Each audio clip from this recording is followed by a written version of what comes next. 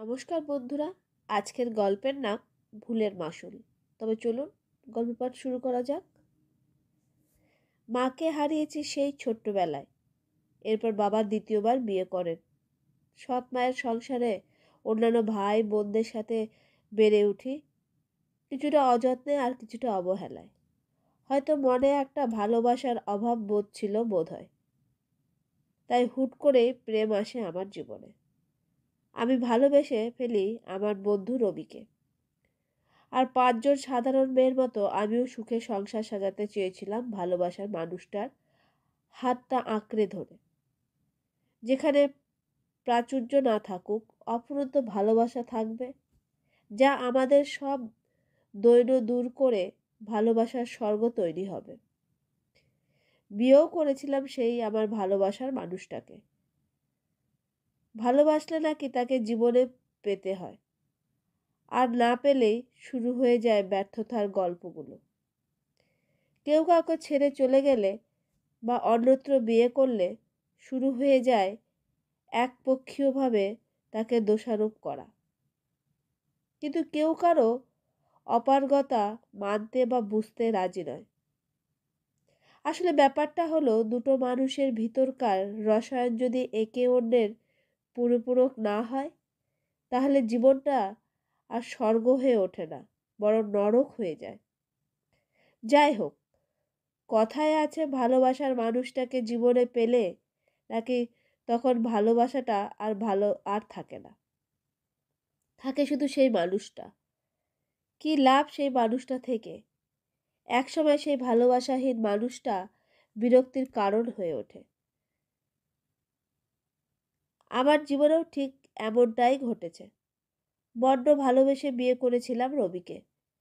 রবি একটা ভালো চাকরিও করে, তার পরিবার মোটামুটি সচ্ছল। কিন্তু মা মরা দুর্ভাগা এই আমাকে তার পরিবারের প্রথম থেকেই অবজ্ঞা করতে থাকে। নতুন বউ হিসাবে রবি আমাকে তার মা বাবার কাছে রেখে সে তার কর্মস্থলে চলে যায়। রবির মা বাবাকে কখনো পর ভাবিনি। হয়তো ছোটবেলা থেকে না পাওয়া স্নেহ ভালোবাসার অভাব পূরণ করার জন্য আরো বেশি করে আঁকড়ে ধরতে চেয়েছি। আপন ভেবে সমস্ত সংসারের কাজ নিজ হাতে করতাম। কার কখন কি প্রয়োজন সব সামলে নিতাম। বাসন মাজা, কাপড় ধোয়া, রান্না করা, একটা সংসারে যা যা কাজ থাকে সব নিজে হাতেই করতাম। কাজ করতে কোনো ক্লান্তি আসতো না। ভাবতাম, আমার নিজেরই তো সংসার, নিজের পরিবার। রবির বাবা মা কি আর আমার মা বাবা নয়? তাদেরকে আপন করে নিতে যথাসাধ্য চেষ্টার ত্রুটি রাখিনি। কিন্তু ভাগ্য আমার সহায় ছিল না। তারা আমায় আপন ভাবতে পারেনি। পরের মেয়েকে আপন করে নিতে তাদের রাজ্যে দ্বিধা ছিল। কারণে অকারণে উঠতে বসতে খোঁটা দিত। কি করে তাদের সোনার টুকরা ছেলেকে বশ করলাম? কেনই বা তার গলায় ঝুলে পড়েছি? কেন আমার বাবা মোটা অঙ্কের যৌতুক দেয়নি, ভরি ভরি অলংকার গড়িয়ে দেয়নি? বলতাম, বাবার যা সামর্থ্য ছিল তাই তো দিয়েছে, আরো অনেক কিছুই দেবে বলেছে আস্তে আস্তে। কিন্তু তারা সেসব কথা কান না দিয়ে যা তা ব্যবহার করতো আমার সাথে। আমাকে খালি হাতে বিদায় করার জন্যই নাকি রবির পেছনে লেলিয়ে দিয়েছে। সব শুনতাম আর কান্নাকাটি করতাম। নতুন পরিবেশ, নতুন মানুষ, মনের কথা বলার মতো কেউ ছিল না। তাই নিজে কেঁদে আবার নিজেই উঠে গিয়ে সংসারের কাজে মন দিতাম। রবি যখন বাড়িতে 2 দিনের জন্য আসতো, এসব বলে ঝামেলা বাড়াতে চাইতাম না। কিন্তু যখন ধৈর্যের বাঁধ ভেঙে গেল, রবিকে সব বললাম। রবি তার মা বাবাকে বুঝিয়ে বলল, তারা যেন এরকম ব্যবহার না করে আমার সাথে। রবি যতদিন বাড়িতে থাকতো তারা আমার সাথে ভালো ব্যবহারই করতেন। কিন্তু রবি চলে যাওয়ার পর তাদের পূর্বের আচরণ শুরু হতো।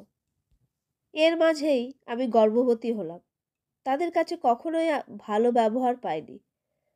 রবিটাও যেন দিন দিন কেমন হয়ে যাচ্ছে। মা বাবার সাথে সুর মিলিয়ে আমাকে কথা শোনায়।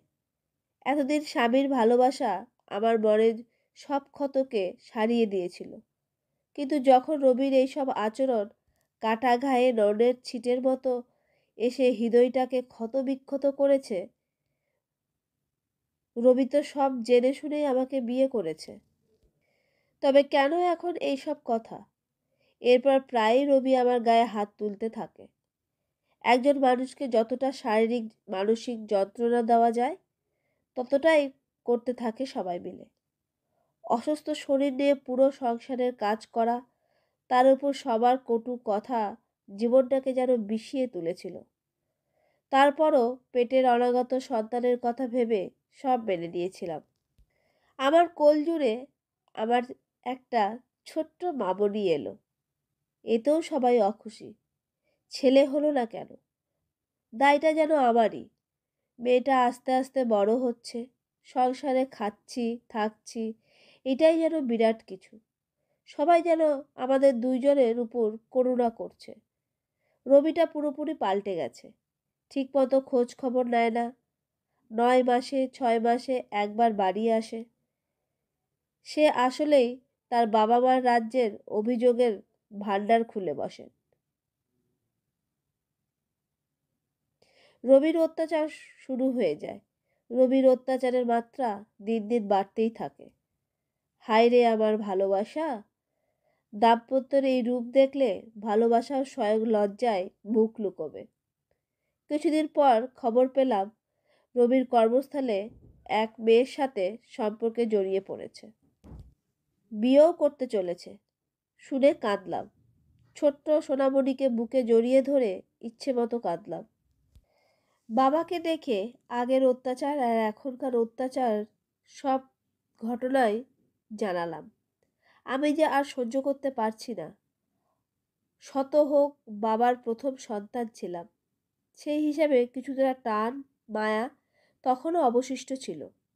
একদিন খবর পেলাম আমার স্বামী তার সেই প্রেমিকা নামের মেয়েটিকে বিয়ে করে সুখে সংসার শুরু করেছেন শহরে। এটাই দেখাই বাকি ছিল।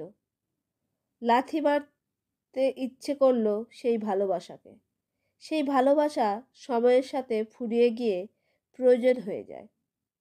সেই প্রয়োজন জলে চোখ ভিজে উঠল। মেয়ের হাতটা শক্ত করে ধরে উঠে দাঁড়ালাম। অনেক সহ্য করেছি এই সংসারে। একদিন সব কিছু ঠিক হয়ে যাবে ভেবে সব অত্যাচার অবিচার মেনে নিয়েছিলাম। তার পরিণতি আজ এই হলো। বাবার সংসারে এসে উঠলাম। 2 দিন পর রবি এলো। তার বিয়ের ব্যাপারটা নিয়ে আমাদের মাঝে কথা কাটাকাটি শুরু হলো। এক পর্যায়ে তেড়ে এসে আমাকে অনেক মারল। বাবা এসে থামালেন। তিনি রবিকে স্পষ্ট জানিয়ে দিলেন, আমার মেয়ে আর তোমার সংসার করবে না। রবি ফিরে গেল। কিছু বুঝিয়ে আর কোনো লাভ হলো না। আবার রবির ডিভোর্স হয়ে গেল। এর মাস 6 পরে একদিন আমাকে পাত্রপক্ষ দেখতে আসলো। তারা সব জেনে শুনেই এলো। আমাকে তাদের পছন্দ হয়েছে, বিয়েটাও হয়ে গেল। আমি আর অমত করিনি। আমার আর আমার মেয়ের জন্য একজন অভিভাবকের খুব প্রয়োজন ছিল। যা হয়েছে ভালোর জন্যই হয়েছে। এই লোকটা খুবই ভালো। সংসার আমার আর আমার মেয়ের খুব খেয়াল রাখেন, আমার খুব যত্ন নেন। আমাদের একটা ছেলেও হয়েছে। কানায় কানায় সুখে পরিপূর্ণ আমার এই সংসার। শুনেছি রবি সেই সংসারটাও টেকেনি। তাদের একটা মেয়েও হয়েছিল। মেয়েটাকে ফেলে রবির স্ত্রী চলে গেছে। রবি আবার বিয়ে করেছে, তবে সারাক্ষণই সংসারে অশান্তি। আমরা কখনো কখনো মানুষ চিনতে ভুল করি, ভুল মানুষকে ভালোবাসি, তবে সেই ভুলের মাসুল সারা জীবন বয়ে বেড়ানোর চেয়ে সেই জীবন থেকে বিদায় নেওয়াই শ্রেয়। হয়তো আরও ভালো কিছু অপেক্ষা করছে তোমার জন্য।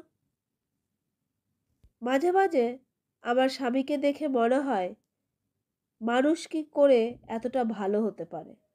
আরেকবার ভুল করে ভালোবাসতে ইচ্ছে করে খুব এই মানুষটাকে। আসলে যতই ঝড় ঝাপটা জীবনে আসুক না কেন, সেসব অবধি জয় হয় সত্যেরই। বন্ধুরা, আজকে আমার এই গল্পটি যদি ভালো লেগে থাকে তাহলে অবশ্যই একটা লাইক শেয়ার কমেন্ট করে দেবেন। আর নতুন বন্ধুরা প্লিজ চ্যানেলটিকে সাবস্ক্রাইব করে আমার পাশে থেকে যাবেন। আজকে আমার এই ভিডিওটি শোনার জন্য অসংখ্য ধন্যবাদ জানাই।